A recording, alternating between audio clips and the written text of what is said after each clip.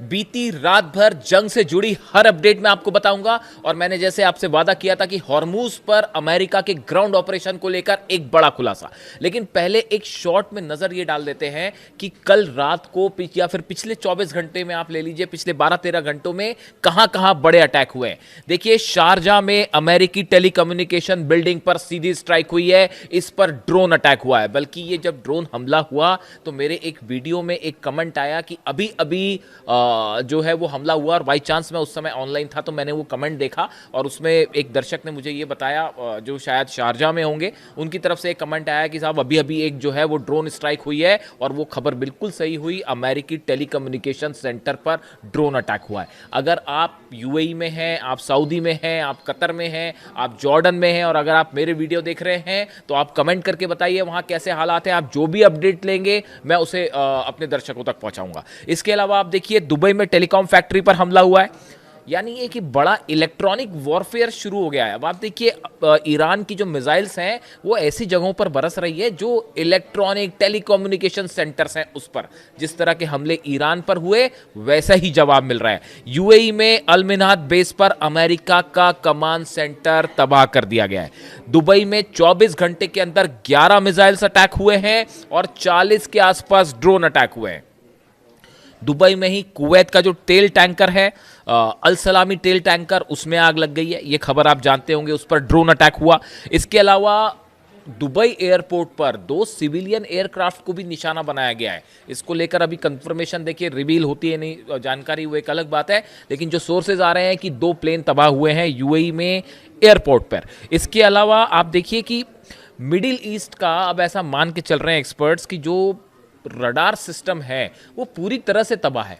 आप देखिए, सऊदी में लगातार अमेरिकन बेसिस पर हमले, यूएई पर हमले, बहरीन पर स्टील प्लांट पर जिस तरह से हमले हुए, कुवैत पर अमेरिकन बेसिस पर हमले, इराक पर हमले। ऐसा लगता है कि अमेरिका का defence system, THAAD system, Patriot system पूरी तरह से तबाह हो चुका है और सब बेसिस एक के बाद एक जल चुके हैं। इसीलिए खबरें आ रही है कि अमेरिका अब अपने सारे बेस इजराइल शिफ्ट करने जा रहा है। ये बड़े हमले हुए, इजराइल पर लगातार हमले हो रहे हैं। इजराइल का तो जो हाल है वो मैं आपको बताऊंगा ही, लेकिन इसके अलावा एक बड़े मुद्दे पर मैं बात करना चाह रहा हूं, वो है कि डोनाल्ड ट्रंप क्या हॉर्मूज में ग्राउंड ऑपरेशन करने जा रहे हैं, और क्या डोनाल्ड ट्रंप की असली नज़र ईरान के 450 किलो यूरेनियम पर है। क्या ये जंग अब यूरेनियम की होने जा रही है? देखिए, पहली बात तो आप ये समझिए कि 2 तरह के बयान आ रहे हैं। आप एक बयान देखें, जैसे मार्को रूबियो हो गए विदेश मंत्री, या जेडी वेंस उपराष्ट्रपति, इनके जो बयान आ रहे हैं ये इस तरफ इशारा कर रहे हैं कि अब ये जंग खत्म होने वाली है, खत्म होने वाली है। डोनाल्ड ट्रंप की तरफ से कभी ये बयान आता है कि जंग खत्म होने वाली है, कभी ये बयान आता है कि ये जंग कितनी चलेगी हम नहीं बता सकते, क्या हमें हमले जारी रखने होंगे। यानी आप देखिए, ये बयानों में बड़ा विरोधाभास है। इससे एक बात तो साफ है कि 2 तरह की स्थितियां जो है वो पैदा हो रही हैं। आप पहली बात देखिए, हथियारों के जमावड़े की बात करें जो हॉर्मूज के आसपास है। यूएसएस ट्रिपोली इंडियन ओशन को क्रॉस कर चुका है, अरब सागर की तरफ बढ़ रहा है, यानी वो उस सिचुएशन में जल्दी पहुंच जाएगा जहां से हॉर्मूज पर एक्शन हो सकता है। यूएसएस ट्रिपोली जो जहाज है उसमें 3,500 सोल्जर्स हैं।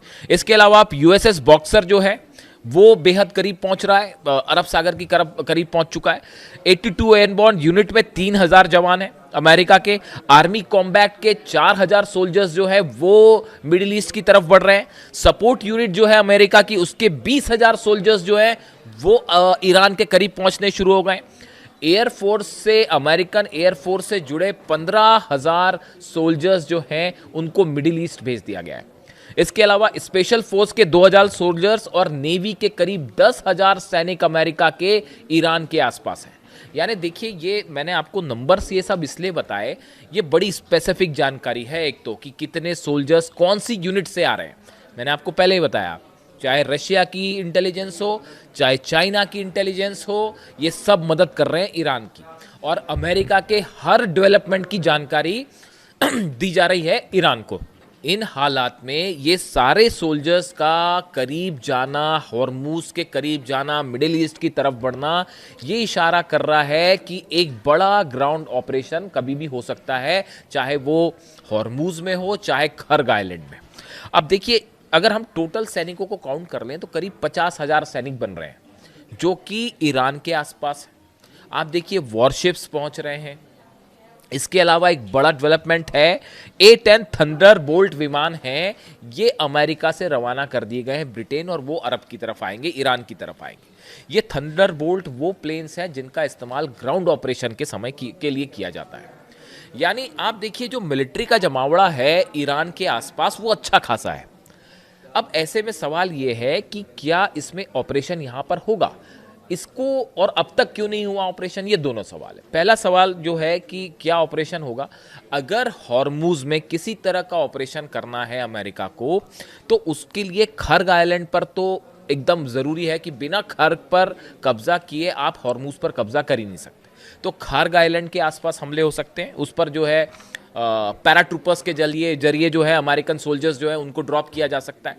लेकिन खर्ग पर हमला करने के लिए या उस पर कब्जा करने के लिए आपको केशम आइलैंड पर कब्जा करना होगा, आपको लद्दाख पर हमला करना होगा, आपको अबू मूसा पर हमला करना होगा, और ग्रेटर तुनब, ये वो सब आइलैंड हैं हॉर्मूज में जिन पर कब्जा किए बिना आप स्ट्रेट ऑफ हॉर्मूज को खोलने की सोच भी नहीं सकते। और देखिए सबसे बड़ी बात, गौर करने वाली बात, ये जो केशम आइलैंड है यहां पर लगी हुई है ईरान की अबू मेहदी मिसाइल्स। एक्सपर्ट से मैंने कई लोगों से बात की कि भाई डोनाल्ड ट्रंप इतना वक्त क्यों ले रहे हैं, अगर हॉर्मूज में ऑपरेशन करना है तो फटाफट कर दीजिए, भाई दुनिया की सबसे बड़ी ताकत है, इतने सारे प्लेन्स हैं, सब कुछ है। ये बात अलग है कि उसमें जो है 20-25 प्लेन जो है तबाह हो चुके हैं, सब बेस जल चुके हैं। तो कई लोग मुझसे सवाल पूछते हैं कि अरे भाई अमेरिका तो जंग जीत रहा है, आप क्यों कह रहे हैं कि ईरान जंग जीत रहा है। 1 महीना हो गया साहब, हाँ, 1 महीने में सब देश मिलकर ईरान को झुका नहीं पाए, और झुकाना तो छोड़िए, सारे बेस तबाह हो चुके हैं, 2-2 वॉरशिप्स पीछे पलट के जा चुके हैं। ऐसे हालात में आप कौन जंग जीत रहा है, आप खुद सोचिए, मैं क्या कहूँ उसमें। अब देखिए आगे जो है, जो हम जिस बात पे हैं उस पे हम रहें, कि आप देखिए इन सब आइलैंड्स पर आपको एक साथ हमले करने पड़ेंगे। आपको खर्ग आइलैंड पर कब्जा करना पड़ेगा डोनाल्ड ट्रंप को, केशम आइलैंड पर हमला करना होगा, लद्दाख, अबू मूसा, ग्रेटर, ये वो इलाके हैं जहां पर ईरान ने अपनी अबू मेहदी मिसाइल्स लगा रखी है। अब ये अबू मेहदी मिसाइल्स जो है इसके बारे में भी थोड़ी सी जानकारी होना ज़रूरी है। 1000 किलोमीटर इसकी रेंज है, आप सर्च करेंगे तो आपको 1000 किलोमीटर जानकारी मिलेगी। लेकिन आप अगर मुझसे पूछेंगे तो मेरा सोच जो है, जो मेरा एनालिसिस कहता है, इसकी रेंज बढ़ाकर अब 1500 किलोमीटर कर दी गई है, और ईरान की मदद से इसका एडवांस्ड वर्जन लॉन्च है, जिसका ईरान ने अभी कोई डिक्लेरेशन नहीं किया।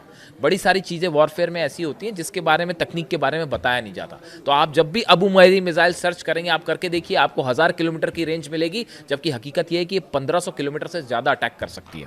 तो देखिए ये क्रूज मिसाइल है, क्रूज, इसकी सबसे बड़ी जो खास बात है वो ये है कि ये सी स्कीमिंग टेक्नोलॉजी है। यानी कहने का मतलब ये है कि ये समंदर के पानी के बिल्कुल थोड़ी सी ऊंचाई पर बड़े ही निचले तरीके से बहुत तेजी से बढ़ के अटैक करती है। क्रूज मिसाइल है, ये आसमान में बहुत ऊपर नहीं जाती, ये समंदर की सतह से जो पानी है बस लगे लगे उससे चलेगी, और बहुत ही तेज स्पीड से, और बड़ी ही एक्यूरेट मिसाइल है। यानी ये अमेरिका के जितने जहाज आएंगे यहाँ पे, सबके सब खतरे पे, सबके सब खतरे में, इसको ट्रेस करके हमला करना, रोकना बेहद मुश्किल।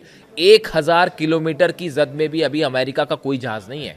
और जो एक्सपर्ट्स बता रहे हैं वो ये कि जिस दिन 1000 किलोमीटर से रेंज कम होगी, उस दिन अमेरिका की तरफ से आप देखिएगा सैकड़ों की संख्या में मिसाइल फायर हो सकती है। और सबसे बड़ी बात कि ये जो मिसाइल है, इसकी जो सबसे अहम बात है वो ये कि ये मिसाइल जहाज से भी फायर हो सकती है, पनडुब्बी से भी फायर हो सकती है, जमीन से भी फायर हो सकती है। तीनों वर्जन है ईरान के पास।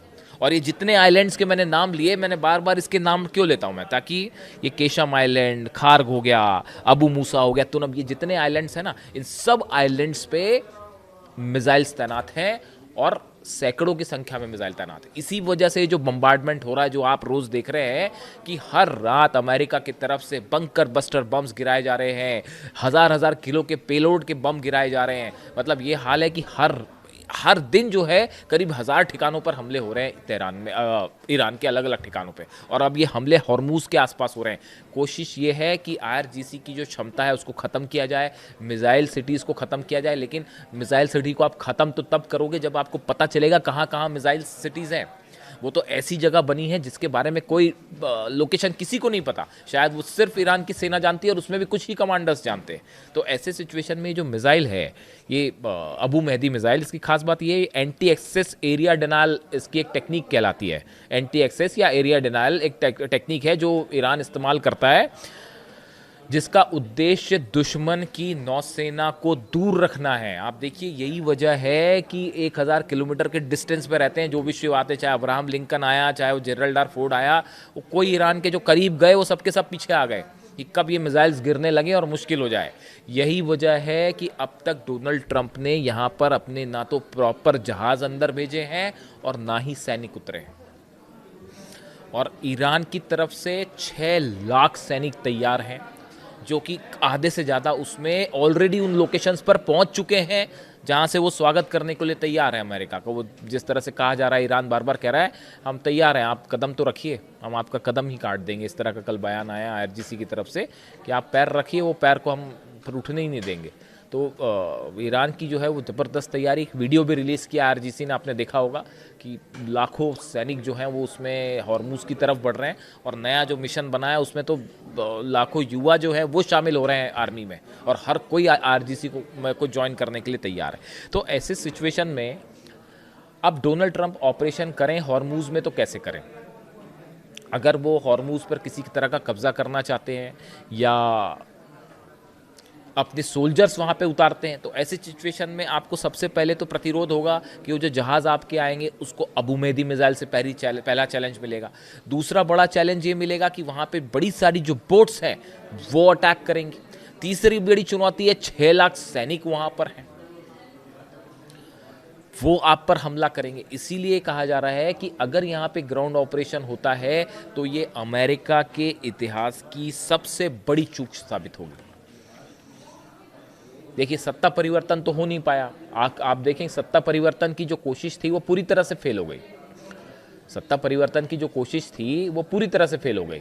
बल्कि अब तो ये कहा जा रहा है कि सत्ता परिवर्तन, हाँ सत्ता परिवर्तन हो रहा है, लेकिन वो अमेरिका में हो रहा है। वो डोनाल्ड ट्रंप अब सत्ता से बाहर होंगे, ईरान में सत्ता परिवर्तन नहीं होने जा रहा। और आपने देखा होगा, मैंने तो एक एक्स पर वो देखा, पता नहीं आप टेस्ट चेक करिएगा सही है या नहीं, कि डोनाल्ड ट्रंप की जो नीस है, भतीजी है, उन्होंने खुद ट्वीट करके इस तरह की बात कही एक्स पे कि सत्ता जो है परिवर्तन होने जा रहा है, लेकिन डोनाल्ड ट्रंप का सत्ता परिवर्तन होने जा रहा है, ईरान में कुछ नहीं होने जा रहा। वो मिशन फेल हो गया। जो एयर स्ट्राइक से ईरान को झुकाने की कोशिश थी वो फेल हो गई। हॉर्मुज बंद हो गया, उसको खुलवा नहीं पा रहे हैं। वहां पे माइंस बिछी हुई हैं हॉर्मुज में, आप देखिए माइंस बिछी है। माइंस को हटाने के लिए मैंने एक्सपर्ट से बात की कि भाई माइंस बिछा दिए हैं, वो कोई शक नहीं है, माइंस बिछ चुकी हैं, अब माइंस बिछ चुकी हैं। अब वो उसको आपको हटाना है, वो माइंस को हटाने में कम से कम 2 हफ्ते से 3 हफ्ते लगेंगे। मतलब अगला जहाज करीब जाएगा, उसके लिए पहले 2 हफ्ते ऑपरेशन करके वो माइंस हटानी पड़ेगी। आप समझ रहे हैं कितना मुश्किल ऑपरेशन है ये इतना आसान नहीं है कि हॉर्मुज, आपने खबरें देखी कहीं कि बस अब हॉर्मुज पर हमला होगा और ईरान पर कब्जा, भूल जाइए, ख्याल है सब, ख्याली पुलाव हुआ है और कुछ नहीं है। वो हॉर्मुज में माइंस बिछी हुए, 2 हफ्ते लगते हैं वहां पे माइंस को हटा, मतलब जहाज तो एंटर कर ही नहीं सकता। आप सोल्जर्स ऊपर से उतारोगे, बैकअप कहां से लाओगे? गिर जाएंगे वो सोल्जर्स वहां पे जाने के बाद। इसीलिए अब तक ऑपरेशन नहीं हुआ। अब आप देखिए, आप तेल के दामों की बात कीजिए, तेल के दामों में आग लगी हुई है, और वो जिस तरह से हमले हो रहे हैं, अगर वो 115-20 बैरल पहुंच गया और वो सस्टेन कर गया कुछ दिनों तक, तो आप देखिए क्या हालत होगा। अमेरिका में तेल के दाम लगातार बढ़ रहे हैं, दुबई में तेल के दाम बढ़ रहे हैं, सिंगापुर एयरलाइंस ने किराया बढ़ा दिया है।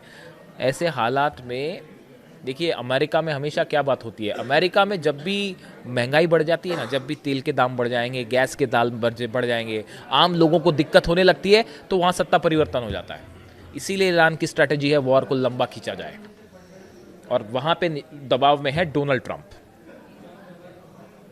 और जहाँ तक ग्राउंड ऑपरेशन का सवाल है, अमेरिका ने अपने जितने ग्राउंड ऑपरेशन किए उसमें आप सोच के देखिए कि कहाँ पे अमेरिका कंफर्टेबल सिचुएशन में रहा, कहीं नहीं रहा। वियतनाम फेल हुआ, इराक ज़बरदस्त ऑपरेशन था, पूरी तरह से फेल हो गया, अफगानिस्तान में फेल हो गया। आप देखिए जहाँ जहाँ अमेरिका की सेना ने कदम रखे वहाँ वहाँ असफलता हाथ लगी है।